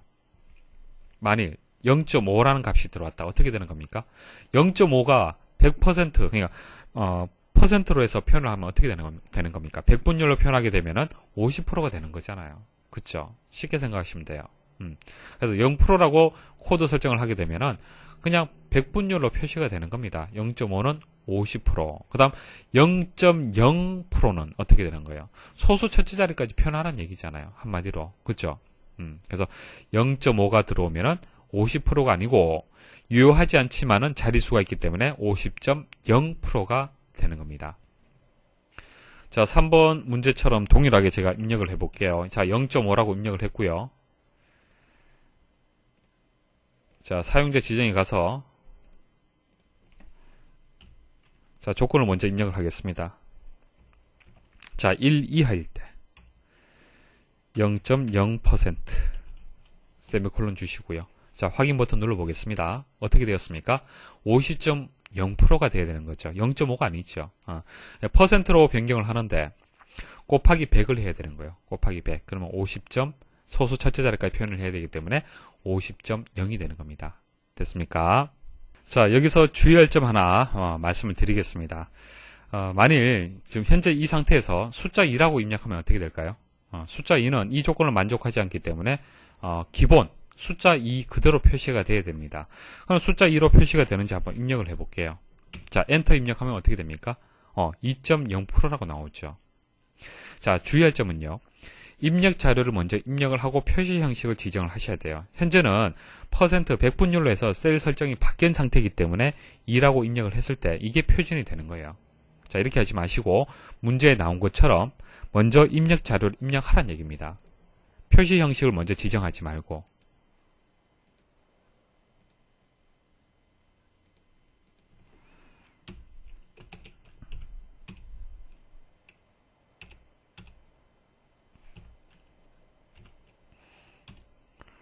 자, 이렇게 해서 0.0% 자, 입력하시면은 2라고 그대로 표시가 되는 겁니다. 이게 바른 것이죠.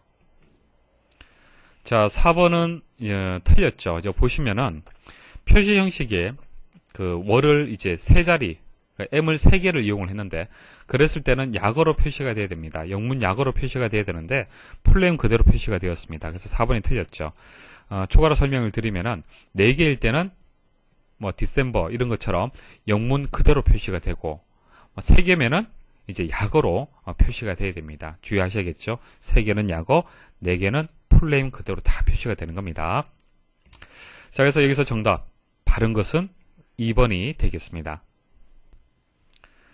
자, 다음 프로시저에 대한 설명으로 옳지 않은 것은, 자, 프로시저가 이렇게 나와 있습니다. 로컬 베리어블 프로시저 있고요. 아웃사이드 스코프 프로시저 있습니다. 이렇게 2개의 프로시저가 있습니다. 자, 이 프로시저는 또 모듈 안에 있겠죠. 모듈. 모듈 안에 이렇게 프로시저가 2개 있습니다. 자, 첫 번째 이제 프로시저 한번 보도록 하죠. 자, dim 해서 스트링. 자, 문자 연로에서 변수를 정의를 하네요. 자, strmsg 이것은 스트링 메시지 박스다 이런 의미가 있습니다. 보통 이제 앞 글자 3글자 정도 따내서 변수의 이름을 지정을 하는데요. 자, 이렇게 해서 이제 이름을 일단 정의를 했습니다. 정의를 하고요. 여기에다가 작업이 완료되었습니다라는 문자열을 저장을 했습니다. 이 변수에다 저장을 하고요. 메시지 박스를 이용을 해서 이 변수의 값을 이제 메시지 박스를 통해서 보여지도록 만드는 그런 이제 프로시저가 되겠습니다. 어려운 내용은 없죠. 자, 그 다음 두 번째 프로시저에 보시면은 메시지 박스에서 str 메시지 이렇게 나왔잖아요. 그죠? 자, 그러면 변수가 여기서 첫 번째 프로시저에서 정의가 되었는데 이 변수를 두 번째 프로시저에서 그대로 가져와서 사용할 수 있느냐 없느냐 거기에 따라서 결과는 달라질 겁니다. 맞습니까? 자, 여기서 출력이 될 수도 있고 출력이 된다면 작업이 완료되었습니다가 되겠죠. 메시지 박스가 보여질 수도 있고 보여지지 않을 수도 있을 겁니다. 자, 설명을 좀 드릴게요. 자, 지역 변수라는 것이 있고요. 전역 변수라는 것이 있습니다. 이것을 좀 이해를 하셔야 됩니다. 자, 지역 변수라는 것은 선언된 프로시저에서만 유효한 겁니다. 자, 전역 변수라는 것은요. 모듈에 처음에 dim 선언되고 모듈 안에 모든 프로시저에서 사용이 가능하다. 자, 무슨 뜻이냐면은 금방 말씀드렸다시피 이게 모듈이 되는 거죠. 자, 이 변수 선언을요. 자, 첫 번째 프로시저에서 정의하는 것이 아니고요. 바깥쪽에서 정의하는 겁니다. 만일 여기서 정의하지 않고 바깥쪽, 그러니까 모듈이 이제 시작되면서 정의를 하게 되면은 이 변수는요. 전역 변수가 되고 프로시저의 상위에 있기 때문에 모든 프로시저에서 이용이 가능하다는 얘기입니다. 자, 문제에서 이제 그 만든 프로시저 그대로 제가 그대로 입력을 했습니다. dim 해서 변수를 정의를 할 때 첫 번째 프로시저에서 이제 그 변수를 정의를 했습니다. 그러면은 이것은 지역 변수가 되기 때문에 다른 프로시저에서 사용을 할 수 없습니다. 한번 실행을 해볼게요.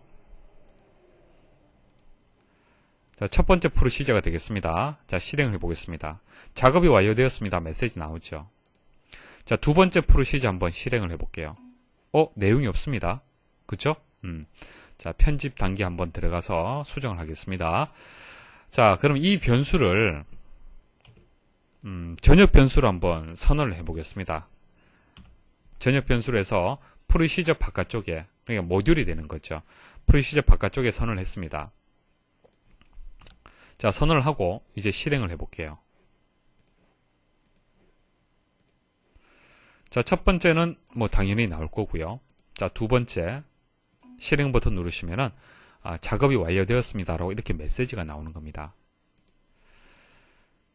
자,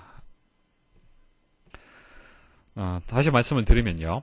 지금 현재 모듈 2에 프로시저가 이렇게 두 개가 있습니다.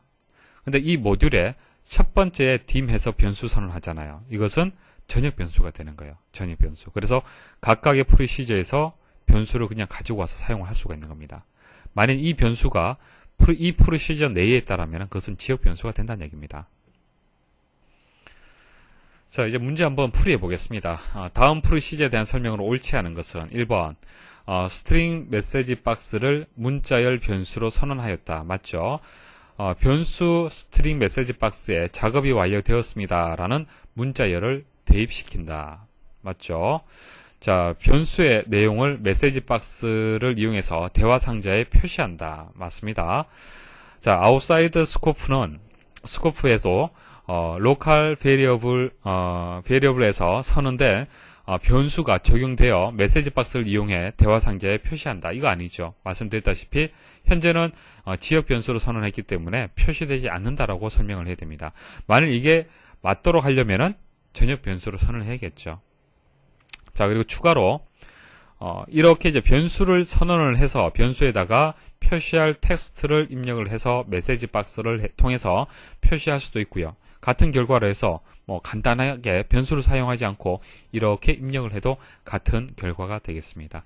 자, 이렇게 해서 2012년 3회 핵심 기출문제 풀이를 마치도록 하겠습니다. 계속 말씀을 드리지만은 가급적이면 실습을 해서 그렇게 이해를 당부를 드리겠습니다. 수고하셨습니다. 안녕하십니까. 기사포스트 공석입니다. 자, 커마1급 필기 2012년 3회 기출문제 풀이 진행 중에 있습니다.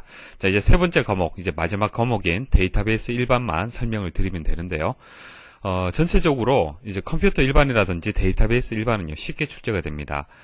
데이터베이스 일반 20문제 중에서 16문제는 강의 중에 설명드렸던 그런 문제였습니다. 그래서 4문제가 조금 어렵게 출제가 되었습니다. 자, 그만큼 기출문제의 반영 빈도가 높다라고 볼 수가 있는 거죠. 그래서 여러분들이 합격하기 위해서는 엑셀 과목에 대해서 좀 집중을 하셔야 됩니다. 계속 말씀을 드리지만은 실습을 하시고 이해를 할 수 있도록, 그래서 응용된 문제도 풀이를 할 수 있도록 항상 그렇게 대비를 좀 하셔야겠습니다. 자, 첫 번째 문제 말씀드리겠습니다. 다음 학생 테이블을 이용하여 월별로 생일인 학생 수를 표시하는 폼을 만들기 위한 레코드 원본으로 옳은 것은, 자, SQL 문제인데요. 이제 월별로 학생 수를 이제 구하라 이렇게 나왔잖아요. 그죠? 자, 그룹화를 할 필요성이 있겠네요. 그죠? 그리고 집계 함수인 카운트 함수를 이용을 해야 된다라는 정도 일단 여러분들 알고 계셔야 될 거고요. 월이라는 필드가 있는지 일단 한번 보십시오. 월이라는 필드는 따로 없고요. 생렬월일에서 월만 추출을 해야겠네요. 그죠? 월을 추출을 해야 되기 때문에 months라는 함수를 또 추가적으로 생각을 좀 하셔야겠습니다. 자, 정답 말씀을 드리면요. select from, 자, 학생 테이블에서 자, 그룹화를 하셔야겠죠? 그룹화의 기준은 이제 월별이 되겠습니다. 그래서 그룹바이 해서 생렬월일을 가지고 와서 months로 묶어주시면 되겠습니다. 자, months 함수 이용하시면 되겠죠. 그럼 월별로 해서 일단 그룹화가 되는 것이죠. 자, 그룹화가 되고요. 표현하고자 하는 이제 필드는 월, 그리고 생일자 수가 되겠습니다. 월하고 생일자 수. 자, 보세요. 테이블에 이렇게 필드명이 있을 겁니다. 그리고 데이터들이 쭉 있겠죠. 학번, 이름, 성별, 생년월일은 연도, 월, 일, 연도, 월, 일, 연도, 월, 일 이런 형태로 되어 있을 겁니다. 자, months 함수를 이용해서 월만 추출을 해야 되고요. 뭐 7월인 경우가 있을 거고 뭐 6월인 경우도 있을 거고 또 6월, 7월, 4월 이렇게 데이터 수가 쭉 있을 겁니다. 자, 그러면 1월일 때 생일자 수가 뭐 2명이다. 2월일 때 생일자 수가 4명이다. 자, 이것을 지금 구하란 얘기예요. 그죠? 문제의 뜻은. 자, 그렇게 해석을 하시면 됩니다. 그래서 이제 월을 이제 필드명, 그리고 생일자 수를 이제 필드명으로 정해줘야 되는데, as 함수를 이용을 해서 함수의 결과를 이렇게 표시할 수 있도록, 자, 카운트 함수의 결과를 이렇게 표시할 수 있도록 as 문을 이용을 하셔야겠습니다. 자, 그렇게 어려운 문제는 아니죠. 자, 여기서 months 함수가 나왔기 때문에 제가 설명을 드린 겁니다. 자, 이번 문제는 조금 어렵습니다. 과거에 유사한 문제가 출제가 되었는데요. 일단 과거에 출제되었던 문제를 다시 한번 설명 좀 드릴게요. 먼저 이 문제를 이해를 하시면 풀이가 좀 쉽습니다. 2010년 1회 때 출제가 되었던 기출문제고요. 13번째 강의에서 설명을 드렸던 그런 기출문제가 되겠습니다. 자, 문제 한번 읽어보면요. 폼의 작성 과정에 대한 다음 설명 중 바르지 못한 것은 1번, 2번, 3번 보기 있는데 일단 생략을 하고요. 4번 보기만 설명 좀 드리겠습니다. 자, CMD 조의 명령 단추를 클릭하면 이름 필드의 값과 TXT 조의 컨트롤에 입력된 문자열이 일치하는 레코드를 표시하도록 하기 위해 다음과 같이 이벤트 프로시저를 작성하였다. 자, 오른쪽에 이벤트 프로시저가 나와 있습니다.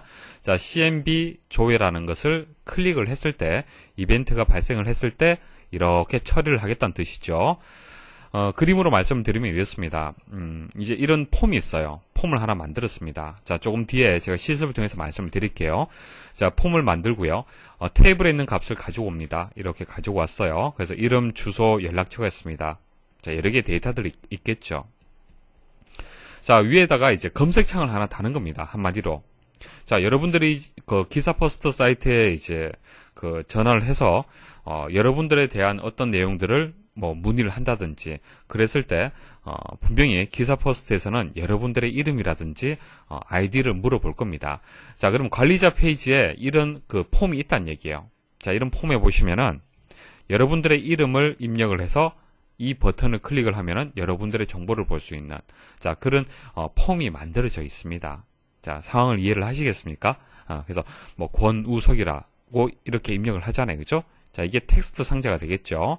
텍스트 상자가 되고요. 여기 권우석이라고 입력을 하고 CMD 조회 버튼을 클릭을 하면은 해당 회원에 대한 정보만 이렇게 볼 수 있는 겁니다. 자, 이런 상황을 생각을 하시면 돼요.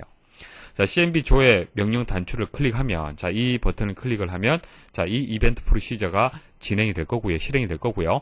이름 필드의 값과, 자, 필드가 여러 개 있는데 그 중에서 이름 필드, 값들이 쭉 입력되어 있겠죠.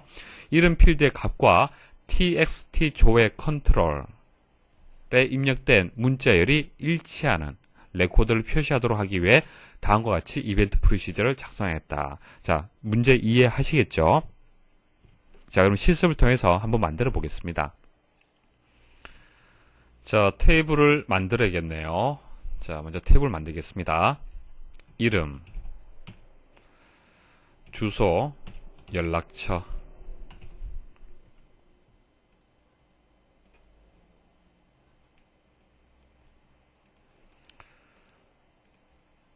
자, 텍스트로 다 지정하겠습니다. 자, 데이터 입력할게요. 자, 개념 이해를 위해서 간단하게 몇 개만 입력을 하겠습니다.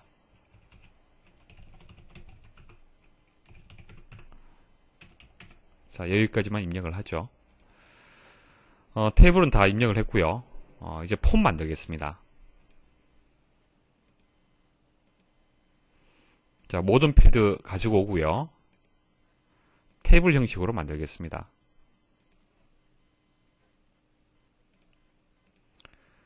자, 디자인 수정 조금 하고요.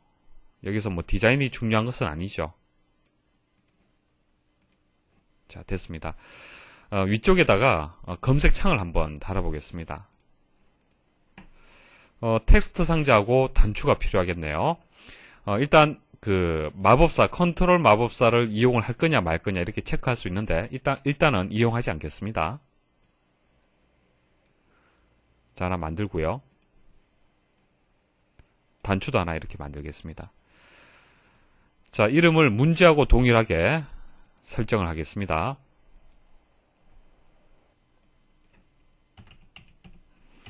자, TXT 조회. 자, 됐죠? 자, 그 다음 버튼도 마찬가지입니다. 자, 이제 이 버튼을 클릭을 했을 때 발생할 이벤트를 정의를 해주시면 됩니다. 자, 온 클릭. 이때 발생할 이벤트 프로시저 만들어 주셔야겠죠. 자, 입력은 생략하겠습니다. 문제하고 동일하게 복사해서 제가 붙여넣기 했고요. 자, 저장 버튼 누르시고 이제 이벤트 프로시저가 다 만들어졌습니다. 자, CMD 조회를 클릭을 했을 때 수행이 될 겁니다. 자, 이제 폼 보기 상태에서 한번 검색을 해 보겠습니다. 현재는 이제 두 개의 레코드가 있고요. 자, 이벤트를 한번 발생시켜 보겠습니다. 자, 클릭을 하게 되면은 검색에서 동일한 결과만 레코드가 표시가 되겠습니다. 자, 필터링 됨이라고 표시가 되어 있고요. 한 번 더 클릭하시면은 필터링 되지 않은 상태로 보실 수가 있습니다. 자, 이제 뭐 개념은 이해를 하시겠죠. 이게 어떤 내용인지 아실 겁니다. 자, 회원 정보를 뭐 검색할 때 그때 자주 사용하는 검색 창을 생각하시면 돼요. 자, 이제 소스 코드를 이제 이해를 하셔야 되는데 다시 한번 설명을 드리겠습니다. 자, mi.filter라고 되어 있죠. 자, mi는 현재 개체를 뜻하는 겁니다. 현재 개체.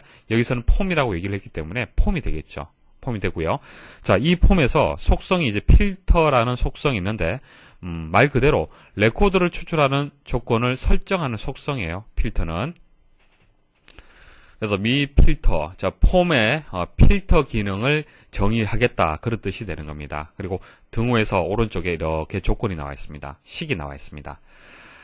그 다음 필터 on은 이제 필터를 이제 속성을 적용을 할 거냐 말 거냐 설정하는 부분이 되겠습니다. true라고 되어 있으면은 적용하는 거고요. false라고 되어 있으면은 이제 속성이 이제 해제되어서 전체 레코드가 이제 표시되는 그런 이제 속성 값이 되겠습니다. 자, 현재는 이제 필터 이름에 이제 조건이 이렇게 나와 있고요. 필터 on은 true라고 되어 있습니다. 적용이 되겠죠. 자, 이제 이제 수식에 대해서 여러분들 이해를 하시면 됩니다. 이제 그 기본적인 이제 수식 한번 생각을 해보죠. 문제를 보고요. 기본적인 수식을 많이 입력을 한다라면은, 자, 이름 필드는 txt 조회다. 맞죠? 맞습니까? 자, 왼쪽에 필드 이름, 오른쪽에는 컨트롤 이름을 줘서 같다라고 주면은 될 것 같죠? 근데 이렇게 입력을 하시면 오류가 발생을 합니다. 왜냐면은 여기 데이터가 입력이 되는데 이 데이터가 숫자인지 문자인지 모르잖아요. 그쵸? 그래서 첫 번째 하셔야 될 것은 이 txt 조회로 들어오는 값이 문자인 경우에는 작은 따옴표로 묶어 주셔야 됩니다. 자, 첫 번째 할 일입니다. 그래서 첫 번째 할 일은 필드명이 문자형이므로, 자, 왼쪽 등호를 기준해서 좌변이 문자잖아요. 이름. 맞습니까? 이건 다 문자잖아요. 그럼 입력받는 데이터도 문자가 되는 게 맞잖아요. 그래서 우변을 문자로 만들어 주는 겁니다. 자, 문자형이므로 조건도 문자형으로 변경하기 위해 작은 따옴표로 묶는다. 그래서 묶어주시면 되고, 그 다음 두 번째는 문자열 큰 따옴표를 묶는 거예요. 자, 문자열은 어디서 어디까지가 문자열입니까? 어디서 어디까지? 자, 여기서부터 이름, 등호, 작은 따옴표까지가 문자열이죠. 자, txt 조회는 뭡니까? txt 조회는 이제 컨트롤 명이 되는 거고, 자, 문자열은 여기서 여기까지고, 그리고 작은 따옴표 이것도 문자열이 되는 거죠. 그래서 수식이 이렇게 입력이 돼야 되는 겁니다. 아시겠습니까? 자, 간단하죠. 이 문제는 이제 간단한데, 이번에 출제된 문제는 조금 복잡합니다. 왜냐하면은, 금방 말씀드렸던 내용은요, 문자열이 일치하는, 자, 일치한다라고 해서 등호로 그냥 입력을 해서 수식을 만들었잖아요. 그쵸? 근데 여기서는, 자, 입력된 문자를 포함하는 레코드만을 표시하도록 한다. 자, 보세요. 오른쪽 보시면은 학과명이 비서행정과도 있고 비서과도 있고 국제비서과도 있습니다. 이런 식으로 학과명이 동일한 거, 그냥 비서행정과만 검색하는 것이 아니라 비서가 포함되어 있는 그런 학과를 검색을 하는 경우, 자, 그때는 조건이 달라지겠죠. 그대로 이제 등호만 줄 수는 없지 않습니까? 맞습니까? 자, 검색하는 조건이 달라지는 겁니다. 자, 추가 설명 좀 드릴게요. 자, 문자열하고 일치할 때는 등호를 사용하시면 됩니다. 금방 말씀드렸다시피 등호로 사용하시면 되는데, 만일 뭐뭐를 포함하는, 자, 특정 문자를 포함하는 이렇게 조건이 주어졌을 때는, 자, 만능 문자인 별표를 이용하고요. 앞뒤로 주시고 이렇게 B라면 B 해서 앞뒤로 그 별 표시를 붙여주셔야 돼요. 그리고 like 붙여주셔야 됩니다. like. 등호가 아니고 like가 붙어요. 됐습니까?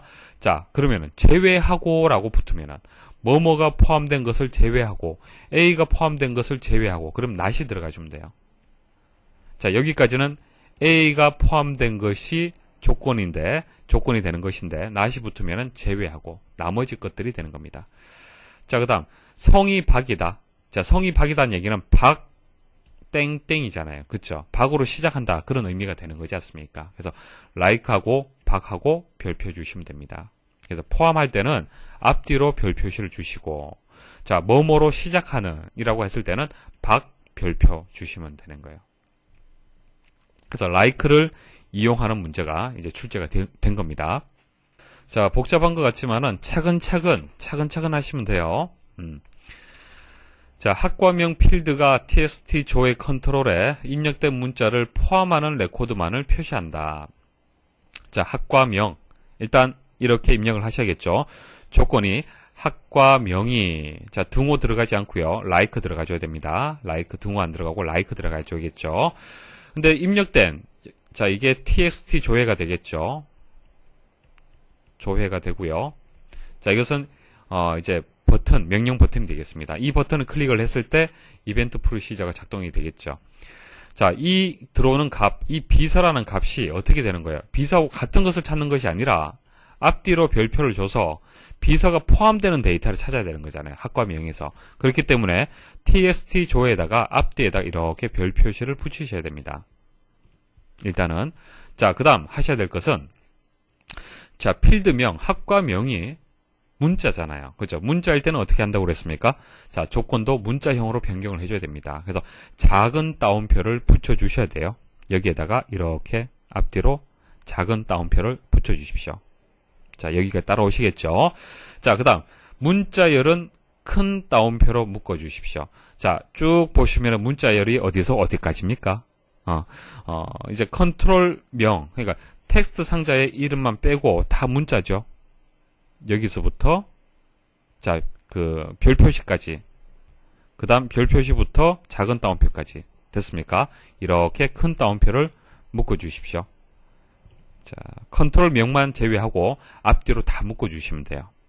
자, 이제 마지막으로 앰프센트로 연결을 해주시면 됩니다. 앰프센트, 문자열하고 컨트롤 명, 그 다음에 이게 문자열이잖아요. 그죠? 그래서 문자열하고 컨트롤 명하고 각각 이렇게 앰프센트로 해서 묶어주시면 됩니다. 그러면 이제 끝난 거예요. 그래서 정답이 이제 3번이 되고요. 그리고 필터 5는 뭐 true가 되는 게 당연하겠죠. 검색이 되면은 보여져야 됩니다. 그래서 3번이 정답이 되겠습니다. 다음 중 보고서의 작성에 대한 설명으로 옳지 않은 것은 일단 4번이 정답입니다. 보고서의 레코드 원본으로 테이블을 사용할 수 있으며 이 경우에 보고서에서 수정된 내용은 테이블에 반영된다. 자, 보고서는 어떤 그 역할을 하는 겁니까? 보고서는요, 출력이죠. 뭐 테이블이 되든 뭐 쿼리가 되든 SQL이 되든 그 레코드 원본의 값을 그냥 출력하는 의미가 있습니다. 그냥 보고용이죠. 말 그대로. 하지만은 폼 같은 경우에는 폼은 어때요? 테이블이나 쿼리를 원본으로 하고 입력, 검색, 수정, 삭제도 할 수 있습니다. 그러니까 반영시킬 수 있다는 얘기예요. 만일 테이블의 내용을 가지고 와서 폼을 만들었다. 그럼 폼에서 조회도 할 수도 있고 삭제도 할 수도 있고 수정할 수도 있는 거죠. 그래서 폼 같은 경우에는 반영이 된다라는 설명이 맞지만은 보고서는 출력용이 되기 때문에 틀렸다는 얘기예요. 그래서 반영되지 않는다라고 해야 되는데 반영된다라고 했기 때문에 틀렸습니다. 자, 그다음 보고서의 레코드 원본으로 외부 엑셀 파일에 대한 연결 테이블, 그러니까 우리가 보고서에 이제 그 레코드 원본으로 해서 테이블이라든지 쿼리라든지 SQL문을 가지고 와서 보고서를 만들 수가 있습니다. 근데 연결 테이블도 테이블이잖아요. 그렇죠? 연결 테이블도 테이블입니다. 그렇기 때문에 된다는 얘기고요. 자, 이번에 SQL문을 지정하면 그 쿼리 결과를 이용하여 보고서를 만들 수 있다. SQL문 가능하고요. 보고서의 레코드 원본으로 저장해 놓은 쿼리를 사용하는 경우, 자, 쿼리를 사용하는 경우 쿼리가 바뀌면 변경된 쿼리를 이용하여 보고서가 작성이 된다. 자, 현재 쿼리에서 이 쿼리를 이용해서 보고서를 만들었어요. 만약 이 쿼리의 내용이 변경이 되면은 당연히 이 보고서의 원본 데이터가 쿼리가 되기 때문에 이 쿼리의 내용이 그대로 보고서에도 반영이 된다는 얘기입니다. 이해하시겠죠? 4번하고 다른 설명입니다. 4번의 설명은 보고서에서 수정되었을 때 원본 쿼리나 보고서가 바뀐다 그런 의미가 되는 거예요. 그래서 4번은 틀렸고 3번은 맞는 설명이 되겠습니다. 자, 보고서에서 자, 오른쪽 클릭하면 속성 들어갈 수 있죠. 속성에 보면은 레코드 원본이 있죠. 자, 레코드 원본에서 쿼리를 선택할 수도 있고 테이블을 선택할 수도 있습니다. 그리고 이 오른쪽에 단추를 클릭을 하시면은 자, 쿼리 작성기가 나옵니다. 여기서 쿼리 작성기를 통해서 만드셔도 되고 오른쪽 클릭하면 SQL 보기 있습니다. SQL 문을 직접 입력할 수도 있죠. 그래서 SQL 문, 쿼리, 테이블 다 레코드 원본으로 이용을 할 수 있습니다. 자, 마지막 문제 되겠습니다. 자, 다음 중 입력 마스크에 대한 설명으로 옳지 않은 것은 자, 입력 마스크가 뭐죠? 자, 주민등록번호의 형식을 미리 만들어 두면은 입력할 때 편하잖아요. 그쵸? 입력할 때 숫자만 쭉 입력하면은 주민등록번호 형태로 해서 입력이 되는 겁니다. 데이터를 더 추가하거나 할 수가 없죠. 그 틀에 맞도록 입력할 수 있도록 정의하는 것이 입력 마스크가 되겠습니다. 자, 실습을 통해서 설명을 드리겠습니다. 자, 개체 유형별로 해서 일단 설정을 하고요. 테이블에서 주민등록번호 하나 추가를 하겠습니다.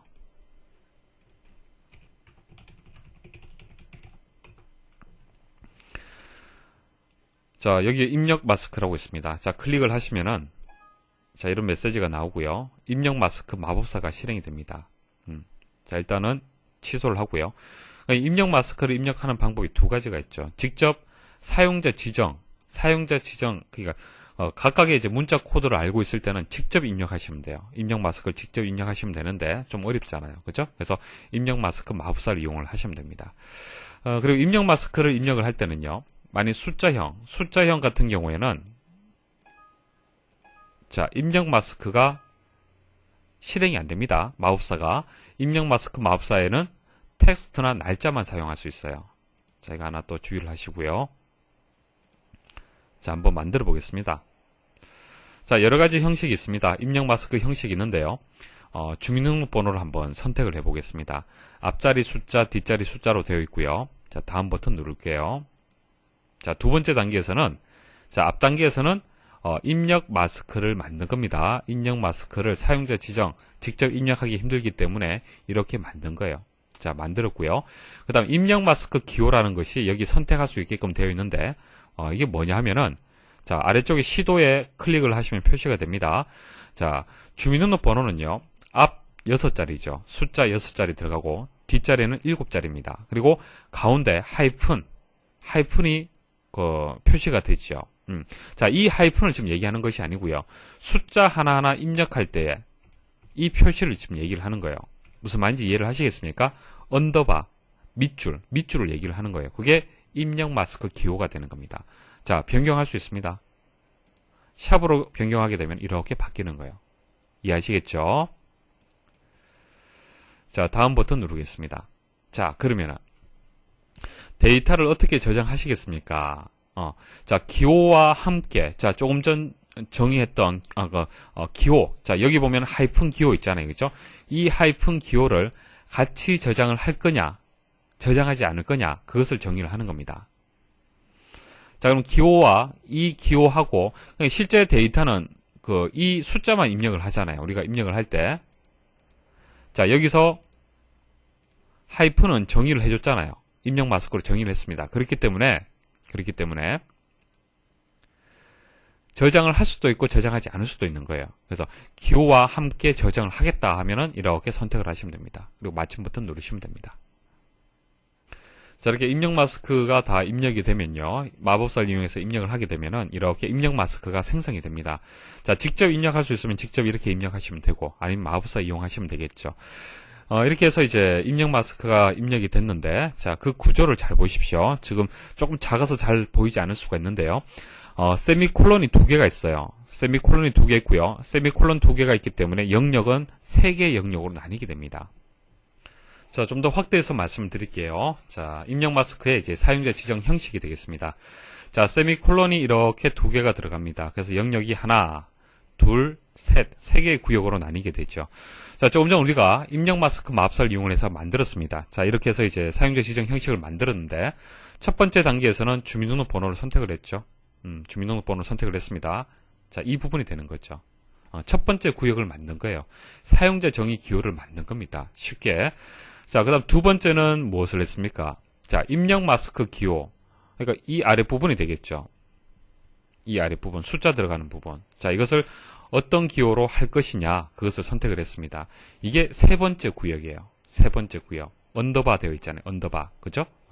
이게 세 번째 구역이 되는 거고요. 그 다음 데이터를 어떻게 저장하시겠습니까? 여기 하이픈, 이 하이픈하고 같이 저장을 할 거냐, 아니면은 숫자만 입력할 거냐, 숫자만 저장을 할 거냐, 그것을 선택을 한다는 얘기입니다. 만일 이것을 저장을 한다고 했을 때는 0으로 주시면 돼요. 0. 자, 두 번째 구역에 대한 설명이 되겠습니다. 저장하지 않을 때는 입력값만 저장을 할 때는 공백으로 두시면 돼요. 비워두시면 됩니다. 혹은 1값을 주시면 돼요. 이해하시겠습니까? 자, 다시 설명을 드리면은 입력 마스크 맙스를 통해서 각각의 영역을 정의를 해주는 거예요. 한마디로 이 부분은 첫 번째 구역이 되는 거고요. 이 부분은 세 번째 구역을 정의하는 거고요. 이 부분은 이제 두 번째 구역을 정의를 하는 겁니다. 자, 이제 문제 한번 풀어보도록 하죠. 다음 중 입력 마스크에 대한 설명으로 옳지 않은 것은 1번 입력 마스크는 필드에 입력할 수 있는 데이터를 제한하는 것으로 세미콜론으로 구분된 3개의 구역으로 구분된다. 맞죠? 입력 마스크의 첫 번째 구역은 사용자 정의 기호를 사용하여 입력 마스크를 지정한다. 맞습니다. 3번 서식 문자 저장 여부를 지정하는 입력 마스크의 두 번째 구역이 0이면은 서식 문자를 제외한 입력값만 저장한다. 아니죠. 0이면 어떻게 된다고 말씀드렸습니까? 저장하는 거예요. 서식 문자도 같이 저장한다라고 설명을 해야 되는데 반대로 설명을 했죠. 그래서 3번이 정답이 되고요. 4번 입력 마스크의 세 번째 구역은 데이터가 입력되어야 하는 자리에 표시될 문자, 자, 언더바가 되겠죠. 이 부분을 얘기를 하는 거예요. 이제 그 문자를 지정을 한다. 맞는 설명이 되겠습니다. 그래서 여기서는 3번이 정답이 되겠습니다. 자, 데이터베이스 일반까지 해서 강의 다 설명을 드렸습니다. 좀 부족한 부분들은 여러분들 다시 한번 확인하시고 실습 좀 부탁을 드리겠습니다. 예, 수고하셨습니다.